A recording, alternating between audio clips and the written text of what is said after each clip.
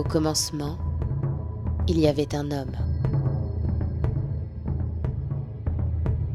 Qui était-il? Les indices sont peu nombreux. L'histoire raconte qu'il s'est égaré loin de chez lui et que dans un moment de contemplation, il trouva l'inspiration.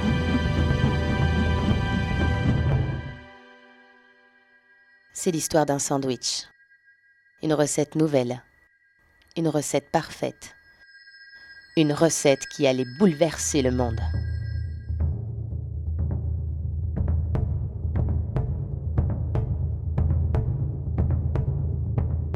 Comment naissent les recettes? Faut-il un homme pour les dicter? Ou se diffusent-elles comme une rumeur, aux trajectoires incertaines? Le tacos français est apparu au début des années 2000. Et en seulement 20 ans, il s'est imposé comme un incontournable de la cuisine populaire. Mais l'origine de ce sandwich reste un mystère. Ouais, on a des potes qui nous ont dit venez goûter les tacos. Donc dans ma tête, je me suis dit tacos mexicain, non c'est pas terrible, j'ai pas envie d'y aller. On dit si viens, tu verras. Donc on a débarqué là-bas, c'était, il fallait choisir une viande, une sauce, on connaissait pas, on a goûté, c'était vraiment bon. Je pense qu'un truc qu'il faut goûter quand même, c'est difficile à décrire. Et du coup j'ai trouvé ça super bon. Et assez étrange parce que c'est quand même une boule de gras au final. Mais bon, c'est bon, c'est ce qui est en fait bizarre.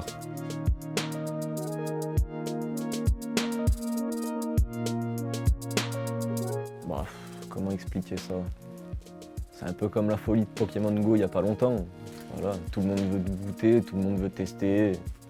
Et pas mal de monde à apprécier, je pense.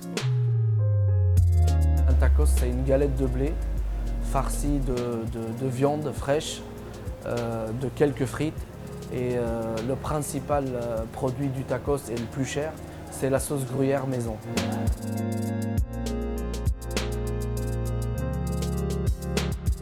Parce qu'on le compose de tacos. On peut mélanger les sauces, on peut mélanger les viandes, on fait ce qu'on veut, d'accord? J'ai goûté, j'ai dit ça c'est pas juste nous, tout le monde qui peut aimer. Personne ne saurait dire précisément quand, ni où, encore moins comment le tacos français a fait son apparition.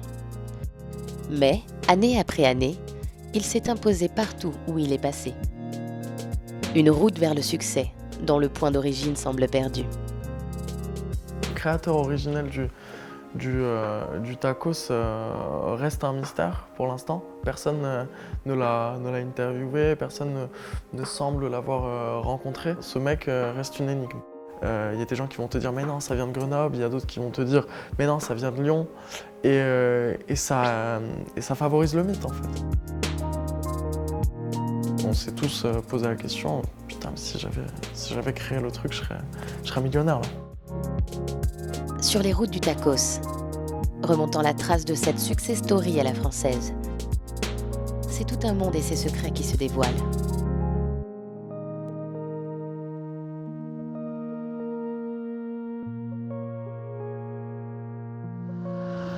En France, toutes les routes mènent à Paris. Mais celle du tacos français a fait de nombreux détours avant de l'atteindre. À Paris, c'était dramatique. La crise. À Paris, c'était la crise parce qu'on disait en plus à Paris, il y a tout. À Paris, il y a tout. Bon, au début, tu comprends pas parce que tu as l'impression qu'il n'y a rien. Après, petit à petit, tu commences à voir des bons plans, peut-être des bons plans kebab, des bons plans kebab. Et vraiment, tu te poses des questions. Il n'y a pas de tacos. Comment? Il n'y avait pas de tacos. Il n'y avait pas de tacos, hein, sincèrement. Après, tu as les traîtres. Tu as les kebabs qui commencent à entendre parler du tacos, qui disent on va rajouter ça comme une recette en plus. Tu vois, ils ont tous leurs sandwichs. Des sandwichs. Après, ça commence à être des sandwichs bizarres où ils mettent plein de choses dedans et il y a tacos en plus. Bon, concrètement, avec un peu de recul, c'était catastrophique. Ils ne savaient pas faire. Normalement, quand tu arrives, tu dis bon, je vais prendre un tacos et t'enchaînes telle sauce, telle viande, etc. Et eux, ils te demandaient est-ce que tu veux que je te rajoute des choses? Est-ce que tu veux que je te rajoute? Bon, au début, des oignons. Tu fais bah, pourquoi pas des oignons? Après, tu vois que c'est des oignons de kebab qui sont pas cuits, tu vois. Tu dis bon, allez, d'accord. Et là, c'est là où tu commences à comprendre qu'ils n'ont pas compris. Je te mets de la salade, je te mets des tomates. Ils ont cru que c'était un kebab, sauf que c'est refermé avec de la sauce gruyère. En 2015, peu de Parisiens connaissent le sandwich. Seul un petit restaurant du 13e arrondissement propose la recette originale. un refuge pour certains. Moi, je vais prendre un tacos kebab cordon bleu, sauce algérienne curry, avec supplément champignons et olives, s'il vous plaît. C'est noté, je vous en prie. Monsieur ? Ici, on est dans Mister Tacos, donc dans le 13e arrondissement, qui, à ma connaissance, est le seul tacos digne de ce nom pour le moment à Paris. Donc, voilà, espérons qu'il y en ait bientôt d'autres. Et tu l'as connu comment ? Je l'ai connu parce que je connaissais Mister Tacos de Villeurbanne, pour ceux qui connaissent. Et quand je suis arrivé à Paris, un ami m'a dit qu'il y avait un Mister Tacos qui avait ouvert à Paris. Et voilà. Du coup, je suis venu ici. C'est peut-être la personne du fond, c'est tout à fait possible. C'est loin de la capitale, à Villeurbanne, tout proche de Lyon, que les patrons de Mister Tacos se rendent à l'évidence. Ces pionniers en ont la certitude. Paris peut et doit être conquise. À chaque fois, j'ai eu des gens qui venaient, ils me disaient j'ai le TGV. Parce qu'il y avait beaucoup d'attentes et les gens, ils me disaient j'ai le TGV, je pars. Il faut que je mette. Les gens, ils étaient contents de prendre 4-5 tacos à vœux dans un sachet pour partir à Paris et leur montrer là-bas les choses. Et c'est parti. Au fil des années, je dis pourquoi pas, on monte à Paris. C'est la capitale, c'est dommage. Lyon, c'est la capitale gastronomique depuis X temps, elle était connue. Alors, pourquoi on ne met pas notre savoir-faire à Paris? On est parti à Paris, on a trouvé un local à vendre, on a pris le local et c'est parti.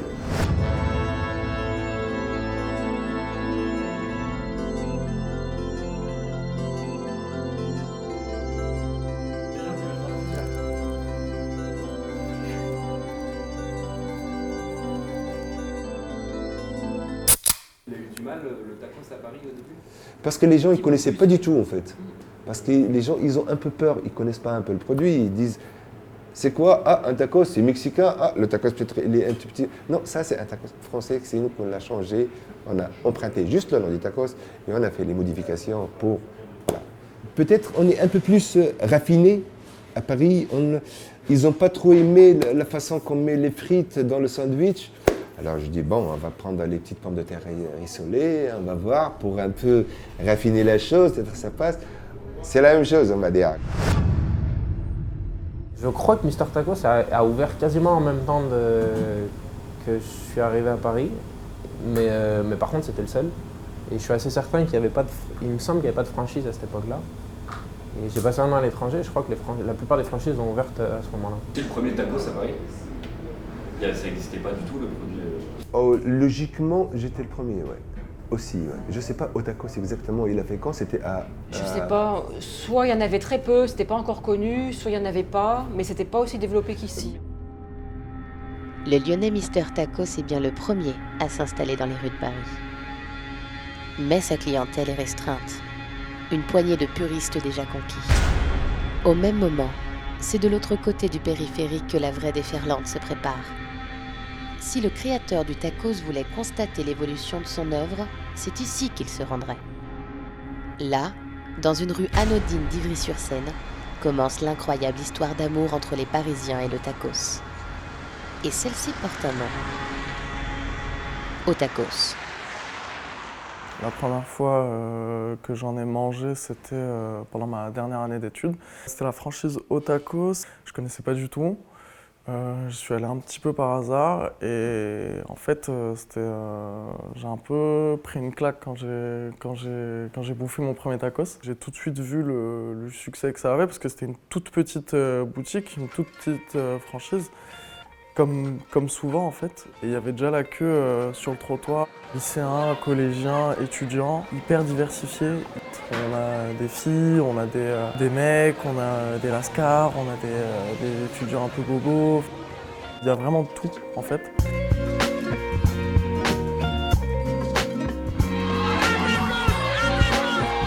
En seulement quelques années, le réseau Au Tacos a tissé sa toile dans le bouillonnement de la banlieue parisienne. Dès 2015, des dizaines d'enseignes apparaissent aux quatre coins de l'Île-de-France. C'est un embrasement. Dans un territoire dominé depuis des décennies par l'indétrônable kebab, le tacos souffle un vent de renouveau. C'était en mode, mais t'as vu la queue chez Otakos? Mais c'est quoi ce sandwich? On a commencé à en parler au-delà de la cuisine en fait. Il y a PNL qui en parle dans un de ses morceaux, il y a MHD qui fait des concerts dans un restaurant de tacos. Comme une Air Max ou comme un survêt, c'est devenu genre un élément à part entière de la culture de ces quartiers-là. Même au-delà des quartiers, c'est devenu un élément de la culture jeune en fait. Le tacos n'est plus un simple sandwich. Il est devenu un mythe moderne. L'un des symboles éclatants de l'esprit conquérant des banlieues françaises. Le tacos pose 1000 questions, à commencer par ce nom qui évoque des contrées lointaines. Tacos, ça vient de Mexique. J'ai eu l'occasion de croiser des Mexicains. C'est une fille, elle m'a dit, non, moi c'est pas tacos, c'est un taco. C'est ce qu'elle m'a dit. Ça reste à vérifier. À la base, c'est un produit qui est originaire du Mexique, mais en fait, non, c'est pas ça. Même pas du tout. C'est un French tacos. On a dit tacos, c'est une invention. Ouais. C'est une invention purement française.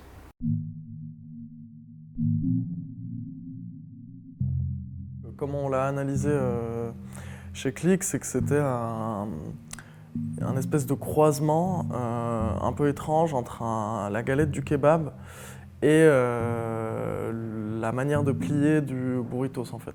Parce qu'il y avait galette kebab, ce qui ça ressemble, c'est en rouleau.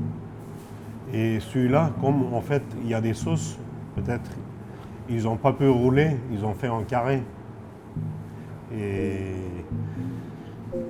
peut-être se inventé comme ça. Ça a été une galette kebab améliorée pendant un moment, en plus carré, plus compacté, passé au panini.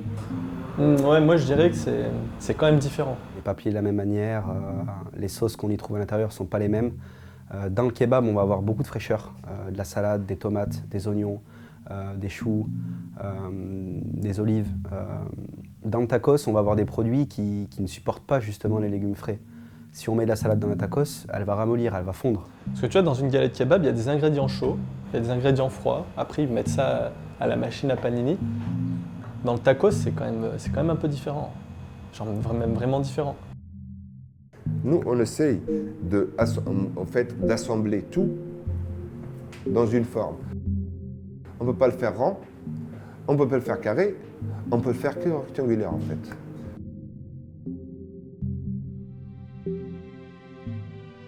Le tacos, il est juste, tu le sors, il est tout chaud.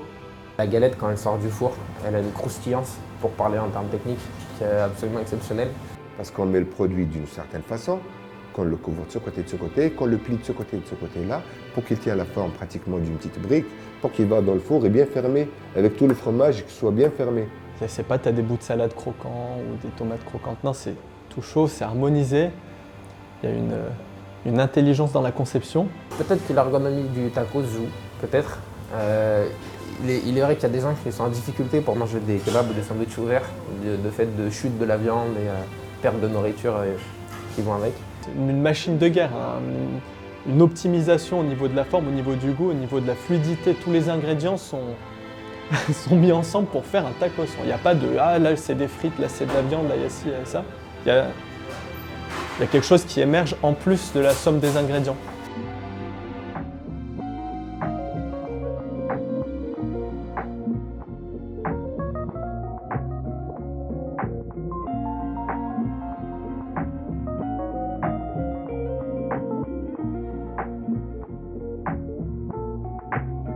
La banlieue influence Paris. Dans les rues de la capitale, Parisiens et touristes font désormais face à ce nouveau produit phare du fast-food, le French tacos. Rue après rue, snack après snack, le sandwich s'est fait une place dans les lieux emblématiques de la capitale. Châtelet, Bastille, République. Ces noms résonnent-ils dans la tête de l'inventeur du tacos comme autant de trophées? Savoure-t-il sa réussite? La banlieue influence Paris, Paris influence le monde. No, we're talking about the first ever French taco spot. That's right, French taco, and it's right here. Otakos a entrepris sa conquête du monde. À Bruxelles, Marrakech ou Brooklyn, la marque veut porter la recette aux 4 coins de la planète. Concernant Otakos, c'est des gens qui sont très discrets, qui veulent pas apparaître publiquement, qui souhaitent en fait que le produit et l'entreprise parlent pour eux. Je suis Otakos. Otakos, qu'est-ce que tu fais? Sur Twitter, Facebook et Snapchat, Otakos a réussi à créer une communauté de fans. Le tacos n'est pas un simple repas, c'est une expérience qu'on filme et qu'on partage. Sur les réseaux sociaux, c'est devenu aussi un moment en fait. C'est comme quand on va au stade ou quand on va, je sais pas moi, à Disney, quand on va au tacos, on filme son tacos, on filme ses potes en train de le bouffer. Et c'est devenu un moment en fait. Aujourd'hui, 2 autres franchises se partagent le marché avec Otakos, Tacos King et Tacos Avenue. Il n'y a pas forcément de rapport, donc en fait ils ont leur mode de développement, j'ai le mien, je regarde dans mon assiette et puis je fais ce que j'ai à faire. Voilà, la France est un grand pays, il y a de la place, même à l'international. Le succès de ces 3 firmes participe à l'incroyable notoriété de la recette. Mais aucune d'entre elles n'a inventé le tacos.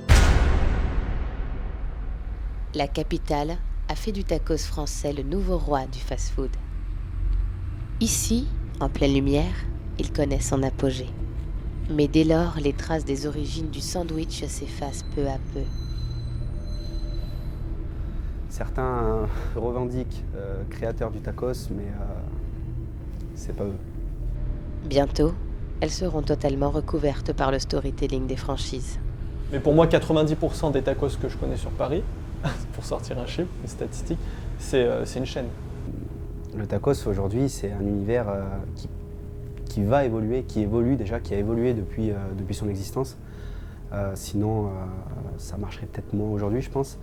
Moi, j'ai connu le tacos comme une espèce de fast-food alternatif. Là, on découvre le tacos à Paris comme quelque chose de un peu super classe, super tendance, avec des petits mots sexy dans le restaurant, une ambiance qui est vraiment différente. Moi, clairement, je m'y reconnais pas du tout.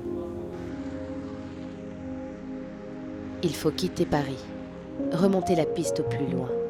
Les fondateurs de Otakos, ouais, je les connais, c'est assez surprenant en fait. C'est des gens qui viennent de mon quartier, en banlieue de Grenoble, dans une ville qui s'appelle Saint-Martin-d'Hères. Partir à la rencontre de ceux qui l'ont aimé en premier et de ceux qui l'ont façonné. Au commencement, il n'y avait qu'un homme. Que cherchait-il ? Personne ne le sait. Mais de son inspiration naquit une forme. Une forme qui allait déclencher une révolution.